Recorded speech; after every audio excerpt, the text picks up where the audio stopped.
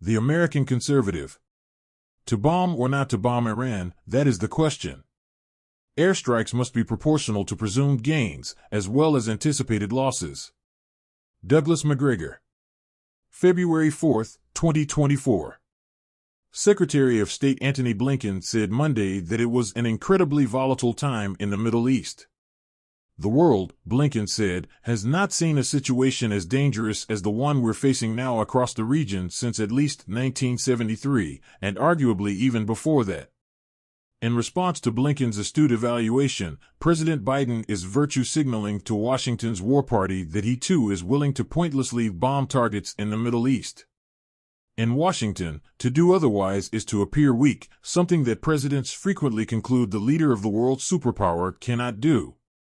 Tehran made it clear that any strike on its territory is a red line, and bombing any part of Iranian territory would be met with an appropriate response. Make no mistake, a strategic bombing campaign directed at Iran sends a clear and unambiguous message: the United States is at war with the Iranian state, its people, and its armed forces. At this point, whether Biden does or does not remove Iran from his target list, Americans should still beware.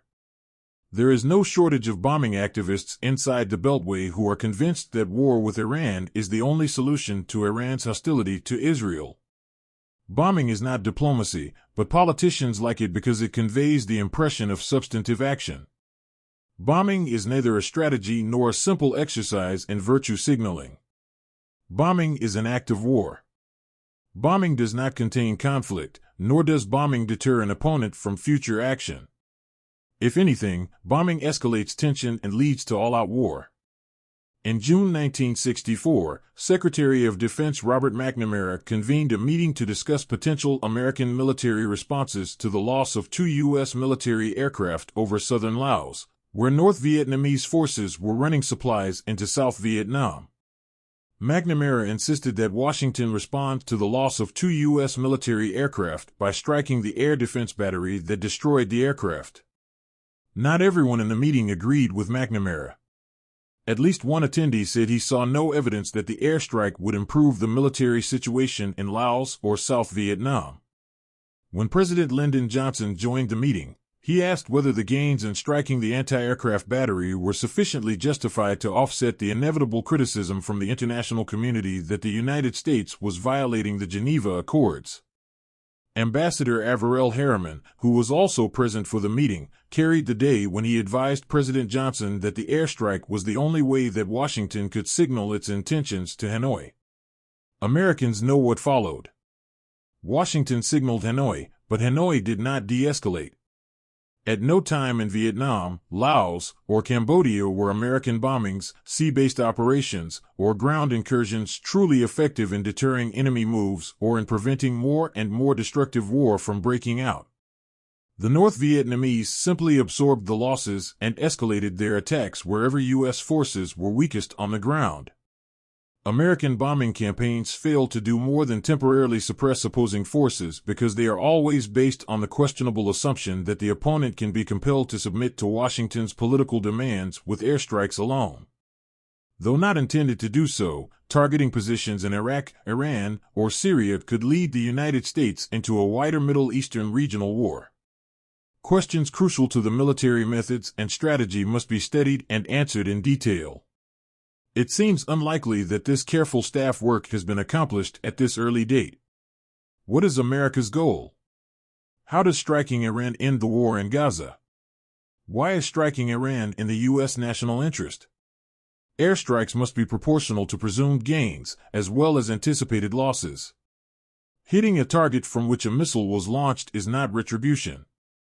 Does it make sense for Washington to put Israel's survival at risk by gambling on airstrikes that could widen the conflict?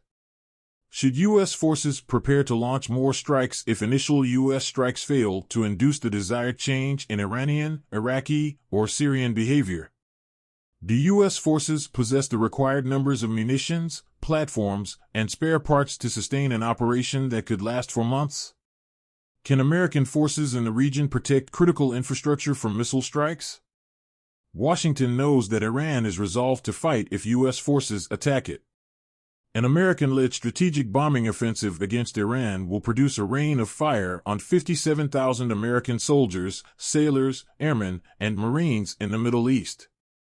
Americans on the home front may not want American military power involved in a wider war.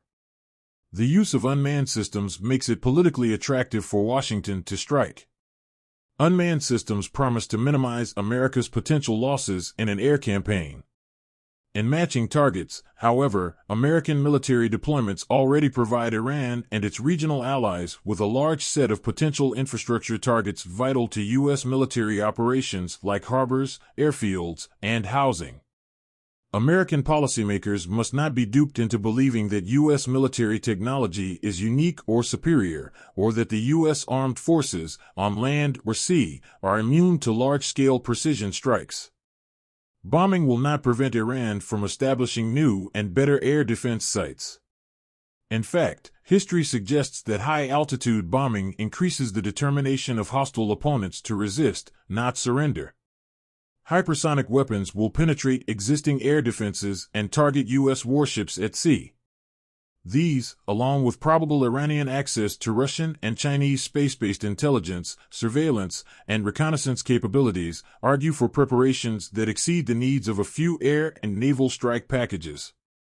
Strikes on Iran, Iraq, and Syria may well trigger a lethal response from cells already inserted into the United States across our open border with Mexico. Americans may also resist the idea that Americans in uniform are putting their lives on the line in defense of Israel's horrific campaign of expulsion and killing in Gaza, especially when Biden can halt the campaign in Gaza with just a phone call. Americans must realize that Israel will be hard-pressed to defend itself against Hezbollah's thousands of missiles, let alone Iran's precision-guided theater ballistic missiles.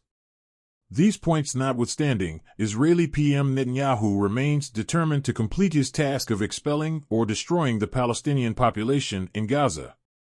Today, Washington is unconditionally supportive of his policy.